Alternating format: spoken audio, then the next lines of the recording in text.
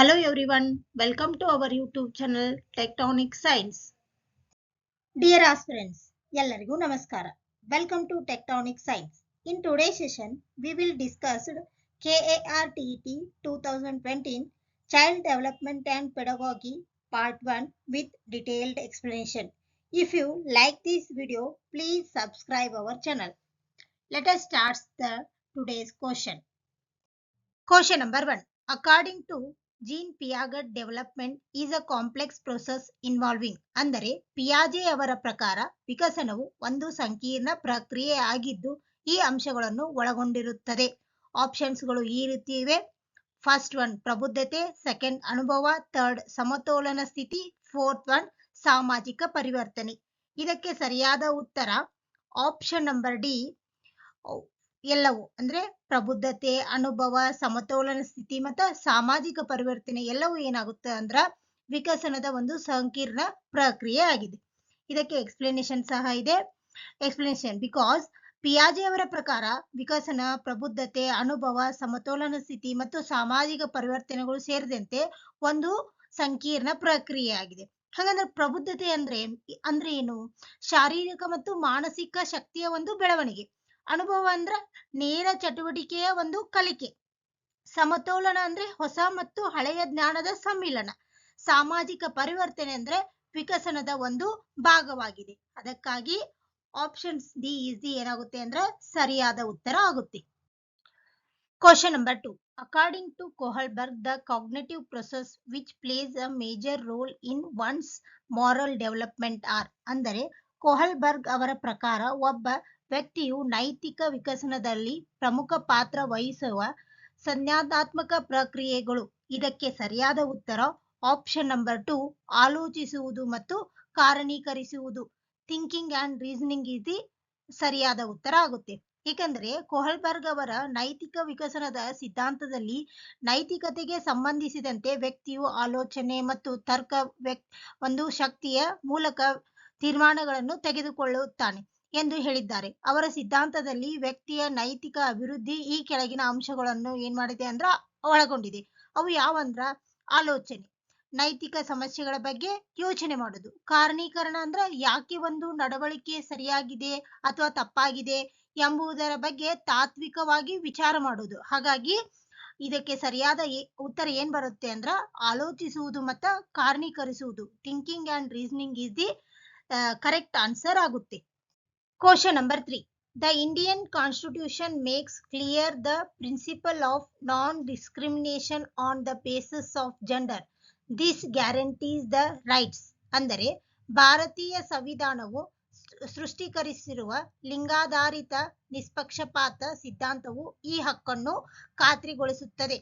ಇದಕ್ಕೆ ಸರಿಯಾದ ಉತ್ತರ ಆಪ್ಷನ್ ನಂಬರ್ 1 ಜೀವನ ಮತ್ತು ಜೀವನದ ಭದ್ರತೆಯ ಹಕ್ಕು. ಒಂದು ಏನಾಗುತ್ತೆ ಅಂದ್ರೆ option number 1 is the correct answer ಆಗುತ್ತೆ. To life and to secure of life. ಏಕೆಂದರೆ ಭಾರತೀಯ ಸಂವಿಧಾನವು ಲಿಂಗಾಧಾರಿತ ನಿಷ್ಪಕ್ಷಪಾತೀಯ ಸಿದ್ಧಾಂತದ ಮೂಲಕ ಎಲ್ಲ ನಾಗರಿಕರಿಗೆ ಲಿಂಗದ ಆಧಾರದ ಮೇಲೆ ಭೇದವಿಲ್ಲದ ಸಮಾನತೆಯ ಹಕ್ಕನ್ನು ಏನ್ ಮಾಡಿದೆ ಅಂದ್ರೆ ಖಚಿತಪಡಿಸುತ್ತದೆ. ಸಮಾನತೆಯ ಹಕ್ಕು ಎಷ್ಟನೇ ವಿಧಿ ಬರ್ತವ ಅಂದ್ರ 14ರಿಂದ 18 ವಿಧಿ ಅಂದ್ರೆ ಆರ್ಟಿಕಲ್ಸ್. ಲಿಂಗ, ಜಾತಿ, ವರ್ಣ, ಧರ್ಮದ ಆಧಾರದ ಮೇಲೆ ಭೇದ ಭಾವವನ್ನು ನಿಷೇಧಿಸುತ್ತದೆ. ವಿಧಿ ಮೀನ್ಸ್ ಆರ್ಟಿಕಲ್ 15 ಲಿಂಗಾಧಾರಿತ ನಿಷ್ಪಕ್ಷಪಾತೀಯ ಒಂದು ನೇರ ಉಲ್ಲೇಖವಾಗಿದೆ. ಹಾಗಾಗಿ ಆಪ್ಷನ್ ನಂಬರ್ 1 ಏನಾಗುತ್ತೆ ಅಂದ್ರೆ ಸರಿಯಾದ ಉತ್ತರ ಆಗುತ್ತೆ. Question number 4. The reading disability in children is also known as ಅಂದರೆ ಮಕ್ಕಳಲ್ಲಿ ಕಂಡುಬರುವ ಓದುವಿಕೆಯ ನ್ಯೂನತೆ ಏನೆಂದು ಕರೀತಾರೆ ಅಂದ್ರ ಇದಕ್ಕೆ ಸರಿಯಾದ ಉತ್ತರ option number 4 dyslexia. Dyslexia is the right answer ಆಗುತ್ತೆ. ಹೀಗೆ ಏನ್ ಮಾಡ್ತಾರೆ ಅಂದ್ರೆ ನ್ಯೂನತೆಗಳಿಗೆ ಸಂಬಂಧಿಸಿದಂತೆ ಪದೇ ಪದೇ ಏನ್ ಮಾಡ್ತಾರೆ ಅಂದ್ರೆ ಕ್ವಶನ್ಸ್ಗಳ ಕೇಳ್ತಾರೆ. ಎಕ್ಸಾಂಪಲ್, ಮಕ್ಕಳಲ್ಲಿ ಕಂಡುಬರುವ ಓದುವಿಕೆ ನ್ಯೂನತೆಯನ್ನು ಡಿಸ್ಲೆಕ್ಸಿಯಾ ಎಂದು ಕರೆಯುತ್ತಾರೆ. ಇದು ಅಕ್ಷರಗಳನ್ನು ಮತ್ತು ಪದಗಳನ್ನು ಓದಲು, ಅರ್ಥೈಸಿಕೊಳ್ಳಲು ಅಥವಾ ಅರ್ಥ ಮಾಡಿಕೊಳ್ಳಲು ಕಷ್ಟ ಆಗುವಂತಹ ಒಂದು ಕಲಿಕಾ ಅಸಾಮರ್ಥ್ಯವಾಗಿದೆ. ಇತರ ಆಪ್ಷನ್ಸ್ಗಳು ಏನ್ ಬರ್ತಾವಂದ್ರ ಡಿಸ್ಪೇಸಿಯಾ ಏನು ಇದು ಸಂವಹನ ಕೌಶಲ್ಯ ಮತ್ತು ಗ್ರಹಿಕಾ ಸಾಮರ್ಥ್ಯಗಳ ಮೇಲೆ ನೇರವಾಗಿ ಪರಿಣಾಮ ಬೀರುವ ಭಾಷಾ ಅಸ್ವಸ್ಥತೆ ಆಗಿದೆ. ಹಾಗಂದ್ರೆ ಡಿಸ್ಗ್ರಾಫಿಯಾ ಅಂದ್ರೆ ಇದು ಬರವಣಿಗೆಯ ಸಾಮರ್ಥ್ಯದ ಮೇಲೆ ಪರಿಣಾಮ ಬೀರುವ ಒಂದು ರೀತಿಯ ಕಲಿಕಾ ಅಸಮರ್ಥವಾಗಿದೆ. ಇದು ಸುಸಂಬದ್ಧವಾಗಿ ಬರೆಯಲು ಏನ್ ಮಾಡ್ತದೆ ಅಂದ್ರೆ ಕಷ್ಟವಾಗುತ್ತದೆ. ನೆಕ್ಸ್ಟ್ ಡಿಸ್ಕ್ಯಾಲ್ಸಿಯಾ ಅಂದ್ರೆ ಇದು ಗಣಿತದ ಕಲಿಕಾ ಒಂದು ಅಸಮರ್ಥವಾದದ್ದು. ಸಂಖ್ಯೆಗಳನ್ನು ಅರ್ಥ ಮಾಡಿಕೊಳ್ಳುವಲ್ಲಿ ಮತ್ತು ಗಣಿತದ ಲೆಕ್ಕಾಚಾರಗಳನ್ನು ಮಾಡುವಲ್ಲಿ ಏನಾಗುತ್ತೆ ಅಂದ್ರ ತೊಂದರೆಗಳಿಗೆ ಮಕ್ಕಳು ಒಳಪಡ್ತಾರೆ. ಇದಕ್ಕೆ ಏನಂತ ಕರೀತಾರೆ ಅಂದ್ರ ಡಿಸ್ಕ್ ಕ್ಯಾಲ್ಕುಲಿಯಾ ಅಂತ ಕರೀತಾರೆ. ಸೊ ಇವೆಲ್ಲವನ್ನ ಏನ್ ಮಾಡ್ಬೇಕಂದ್ರ ನೀವು ನೆನ್ಪಿಟ್ಕೋಬೇಕಾಗುತ್ತೆ. ಯಾವ್ಯಾವ ನ್ಯೂನತೆ ಅಥವಾ ಯಾವ್ಯಾವ ಲರ್ನಿಂಗ್ ಡಿಸಬಿಲಿಟೀಸು ಯಾವುದಕ್ಕೆ ಸಂಬಂಧಪಡುತ್ತೆ ಅಂತ ನೀವು ಇವನ್ನ ಶಾರ್ಟ್ ನೋಟ್ ಮಾಡಿಟ್ಕೊಂಡ್ರೆ ಫೈನಲ್ ಎಕ್ಸಾಮಿಗೆ ನಿಮ್ಗೆ ಹೆಲ್ಪ್ಫುಲ್ ಆಗುತ್ತೆ. ಸೊ ಅದಕ್ಕೆ ರೀಡಿಂಗ್ ಡಿಸಬಿಲಿಟಿಗೆ ಯಾವ್ದು ಬರ್ತದೆ ಅಂದ್ರೆ dyslexia is the right answer ಆಗುತ್ತೆ. Question number 5. While teaching a concept, a teacher in the classroom first state the definition and then provide example for verification. This teacher has followed. ಅಂದರೆ ಒಂದು ಪರಿಕಲ್ಪನೆಯನ್ನು ಬೋಧಿಸುವಾಗ ತರಗತಿಯಲ್ಲಿ ಶಿಕ್ಷಕರು ಮೊದಲು ವ್ಯಾಖ್ಯೆಯನ್ನು ನಿರೂಪಿಸಿ ನಂತರ ಪರಿಶೀಲನೆಗಾಗಿ ಉದಾಹರಣೆಗಳನ್ನು ನೀಡುವರು. ಈ ಶಿಕ್ಷಕರು ಅನುಸರಿಸಿದ ಒಂದು ವಿಧಾನ ಯಾವುದು ಅಂತ ಕೇಳಿದ್ದಾರೆ. ಇದಕ್ಕೆ ಸರಿಯಾದ ಉತ್ತರ ಆಪ್ಷನ್ ನಂಬರ್ 4 ನಿಗಮನ ವಿಧಾನ ಏನಾಗುತ್ತೆ ಅಂದ್ರೆ deductive method is the right answer ಆಗುತ್ತೆ.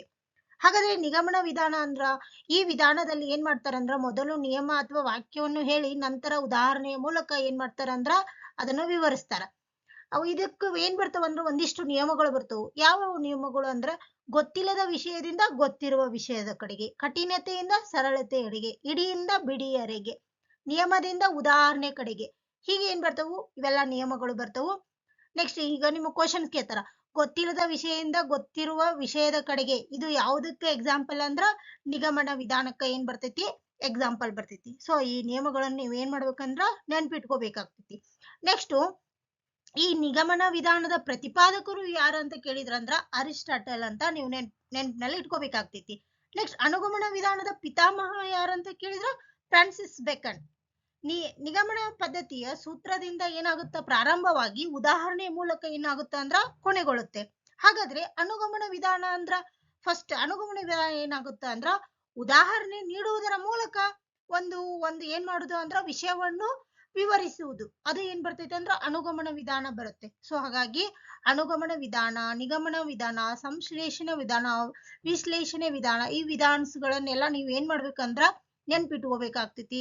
ಇದರದ್ದು ಸೂತ್ರ ಏನು, ಯಾವ್ದ್ರಿಂದ ಸ್ಟಾರ್ಟ್ ಆಗಿ ಎಲ್ಲಿಗೆ ಎಂಡ್ ಆಗ್ತೈತಿ ಇದೆಲ್ಲ ನೆನ್ಪಿಟ್ಕೋಬೇಕಾಗ್ತೈತಿ. ಈ ಎಲ್ಲಾ ವಿಧಾನಗಳು ಅಥವಾ ಮೆಥಡ್ಸ್ ಗಳನ್ನ ನಿಮ್ಗೆ ಏನ್ ಮಾಡ್ತಾರ ಅಂದ್ರ ಡೆಫಿನಿಷನ್ ಕೊಟ್ಟು ಹೀಗೆ ನಿಮ್ಗ ಇದು ಯಾವ ವಿಧಾನ ಅಂತ ನಿಮ್ಗೆ ಕೇಳ್ತಾರ. ಸೊ ಇವೆಲ್ಲ ನೀವು ನೆನ್ಪಿಟ್ಕೊಂಡ್ರೆ ನಿಮ್ಗೆ ಎಕ್ಸಾಮ್ಗೆ ತುಂಬಾ ಹೆಲ್ಪ್ಫುಲ್ ಆಗುತ್ತೆ.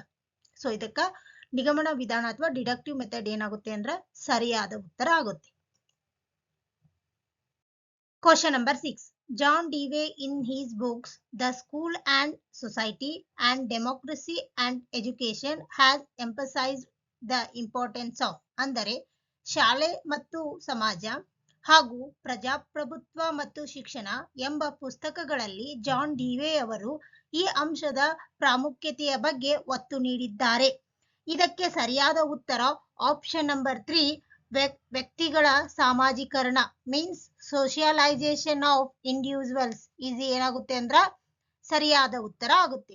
ಏಕೆಂದ್ರೆ ಜಾನ್ ಡಿವೆ ಅವರ ಶಿಕ್ಷಣವನ್ನು ಸಾಮಾಜಿಕ ಪ್ರಕ್ರಿಯೆ ಎಂದು ಪರಿಗಣಿಸಿದ್ದಾರೆ. ಅವರ ಪ್ರಕಾರ ಶಾಲೆಯು ಒಂದು ಪುಟ್ಟ ಸಮಾಜವಿದ್ದಂತೆ. ಶಿಕ್ಷಣವು ಸಮಾಜದಲ್ಲಿರುವ ಸಮಸ್ಯೆಗಳಿಗೆ ಪರಿಹಾರವನ್ನು ಸೂಚಿಸುತ್ತದೆ. ಕುಟುಂಬ, ಶಾಲೆ, ನೆರೆಹೊರೆ, ಸಮುದಾಯ ಇತ್ಯಾದಿಗಳು ಸಾಮಾಜೀಕರಣದ ಒಂದು ಪ್ರಮುಖ ನಿಯೋಗಗಳಾಗಿವೆ. ಹಾಗಾದ್ರೆ ಶಾಲೆಯು ಒಂದು ಪುಟ್ಟ ಸಮಾಜ ಎಂದು ಜಾನ್ ಡಿವೆ ಅವರು ಪ್ರತಿಪಾದಿಸಿದ್ದಾರೆ. ಸಾಮಾಜೀಕರಣ ಎಂದರೆ ಸಮಾಜದಲ್ಲಿರುವ ಪ್ರತಿಯೊಬ್ಬರು ಏನ್ ಮಾಡ್ಬೇಕಂದ್ರೆ ಪರಸ್ಪರ ಹೊಂದಾಣಿಕೆ ಮಾಡಿಕೊಂಡು ತಮ್ಮ ಕರ್ತವ್ಯ ಮತ್ತು ಜವಾಬ್ದಾರಿಗಳನ್ನು ನಿರ್ವಹಿಸುವ ಒಂದು ಪ್ರಕ್ರಿಯೆ. ಶಿಕ್ಷಣ ಸಮಾಜದ ಸಮಸ್ಯೆಗಳನ್ನು ಶಾಲೆಯ ಮೂಲಕ ಪ್ರತಿಬಿಂಬಿಸಿ ಪರಿಹಾರವನ್ನು ಸೂಚಿಸುತ್ತದೆ ಎಂದು ಅವರು ಹೇಳಿದ್ದಾರೆ.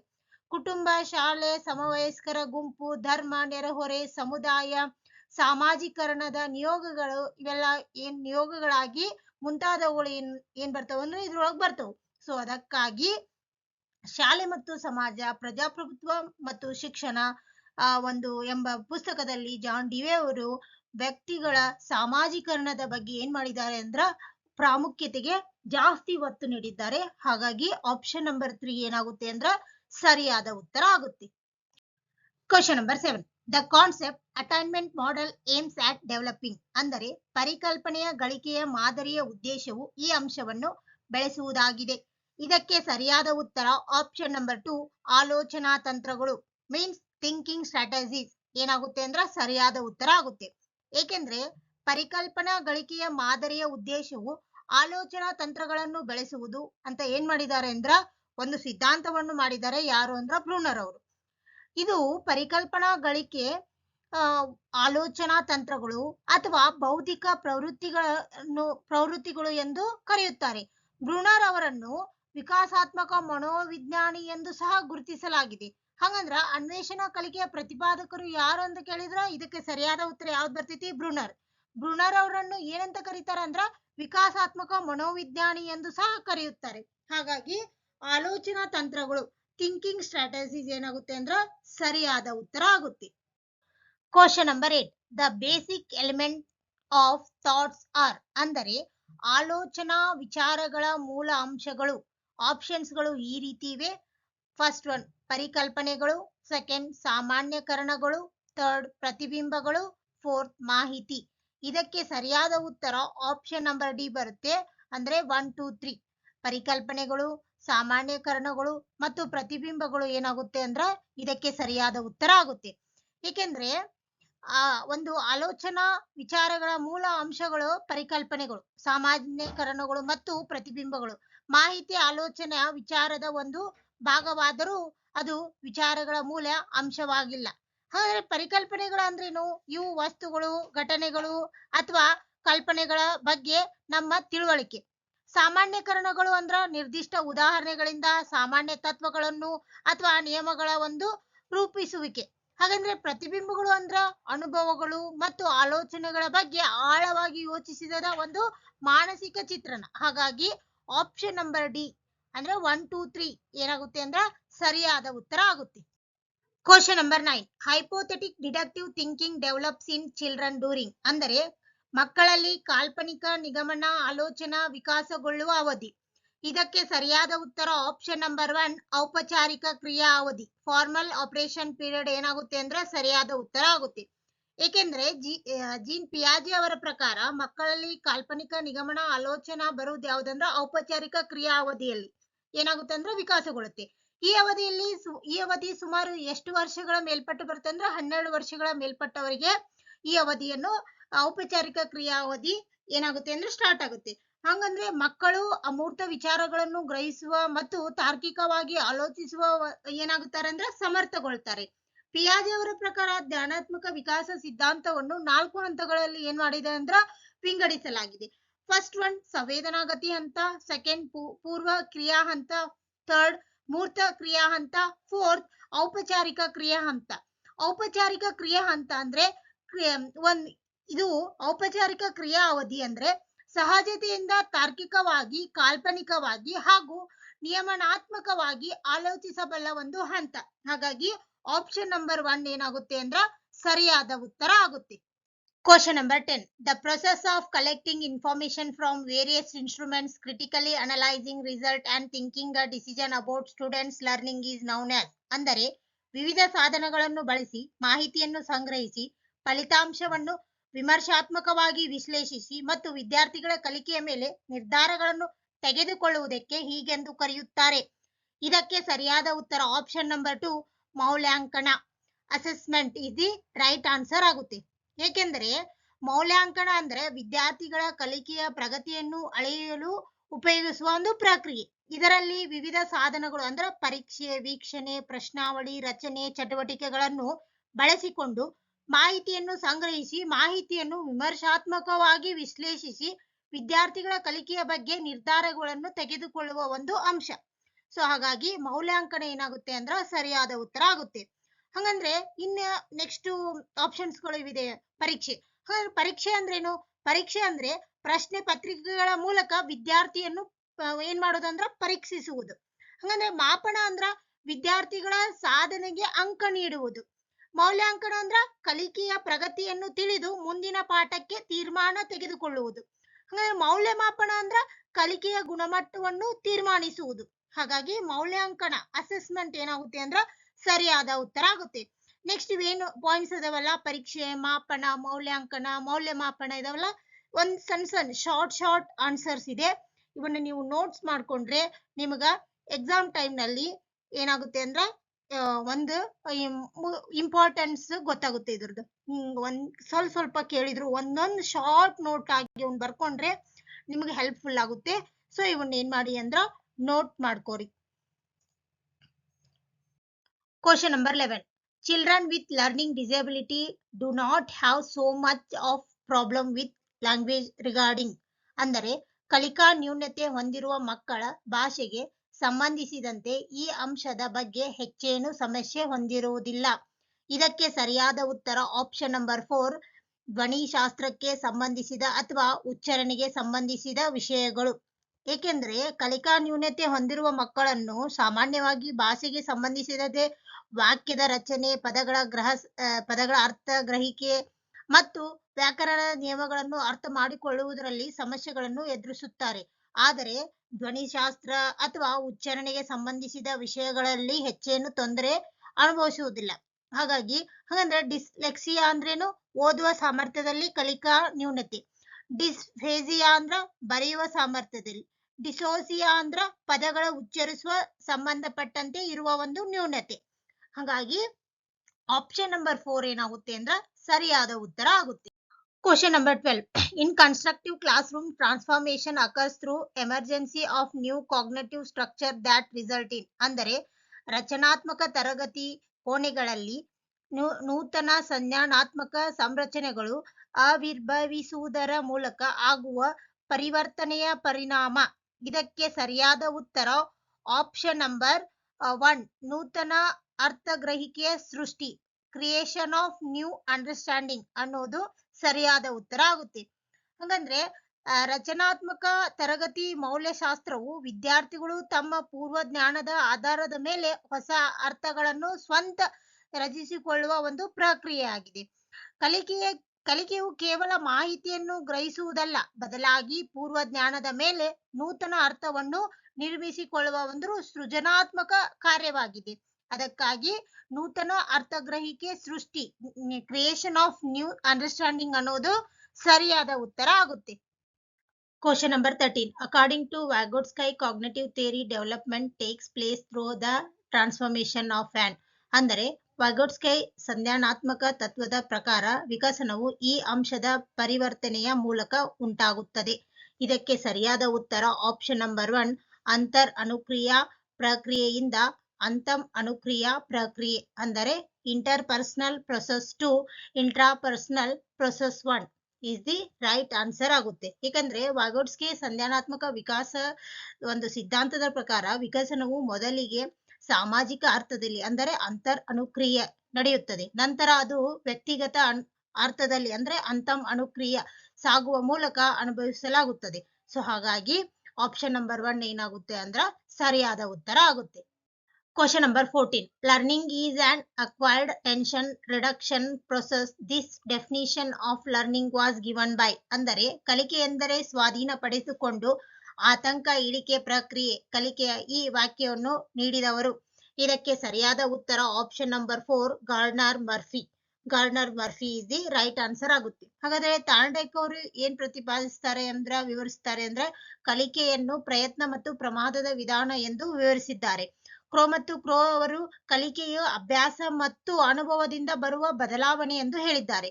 ವುಡ್ವರ್ತ್ ಅವರು ಕಲಿಕೆಯನ್ನು ಹೊಸ ಅನುಭವ ಮತ್ತು ಚಟುವಟಿಕೆಯ ವರ್ತನೆಯಲ್ಲಿ ಉಂಟಾಗುವ ಬದಲಾವಣೆ ಎಂದು ವ್ಯಾಖ್ಯಾನಿಸಿದ್ದಾರೆ. ಹಾಗಾಗಿ ಏನಾಗುತ್ತೆ, ಗಾರ್ಡ್ನರ್ ಮರ್ಫೆ ಅನ್ನೋದೇನಾಗುತ್ತೆ ಅಂದ್ರ ಸರಿಯಾದ ಉತ್ತರ ಆಗುತ್ತೆ. Question number 15. The most important sign using behaviour in children's development is. ಅಂದರೆ ಮಕ್ಕಳ ವಿಕಸನದಲ್ಲಿ ಅತ್ಯಂತ ಪ್ರಮುಖವಾದ ಚಿಹ್ನಾಧಾರಿತ ನಡವಳಿಕೆ. ಇದಕ್ಕೆ ಸರಿಯಾದ ಉತ್ತರ ಆಪ್ಷನ್ ನಂಬರ್ 2, ಮಾತನಾಡುವಿಕೆ, ಸ್ಪೀಚ್ ಅನ್ನೋದು ಸರಿಯಾದ ಉತ್ತರ ಆಗುತ್ತೆ. ಹಾಗಾದ್ರೆ ಮಕ್ಕಳ ವಿಕಸನದಲ್ಲಿ ಮಾತನಾಡುವ ಅದು ಒಂದು ಅತ್ಯಂತ ಪ್ರಮುಖವಾದ ಚಿಹ್ನಾಧಾರಿತ ನಡವಳಿಕೆ, ಸಿಂಬಾಲಿಕ್ ಬಿಹೇವಿಯರ್ ಆಗಿದೆ. ವ್ಯಕ್ತಿಯು ಧ್ವನಿಗಳನ್ನು ಪದಗಳನ್ನು ಚಿಹ್ನೆಗಳಂತೆ ಬಳಸಿ ತನ್ನ ಭಾವನೆ, ಆಲೋಚನೆ ಮತ್ತು ಅಗತ್ಯತೆಗಳನ್ನು ಇತರರಿಗೆ ವ್ಯಕ್ತಪಡಿಸಲು ಬಳಸುವುದು ಮಕ್ಕಳಿಗೆ ಬೆಳವಣಿಗೆಯಲ್ಲಿ ಮಹತ್ವದ್ದಾಗಿದೆ.